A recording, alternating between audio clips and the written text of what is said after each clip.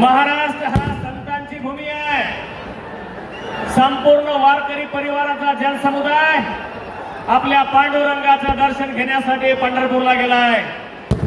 परंतु मराठ्यांचा पांडुरंग आज आपल्या हिंगोली नगरीमध्ये तुमच्याशी संवाद साधण्यासाठी या ठिकाणी आले आणि म्हणून आपण सर्वांनी पुनश्च एकदा मनोज दादा जरांगे पाटील यांच्या नावाने घोषणा करायची आणि ही घोषणा आपले मुंबई पर्यंत या घोषणेचा आवाज गेला पाहिजे। जरांगे पाटील तुम आगे बढ़ो, जरांगे पाटील तुम आगे बढ़ो।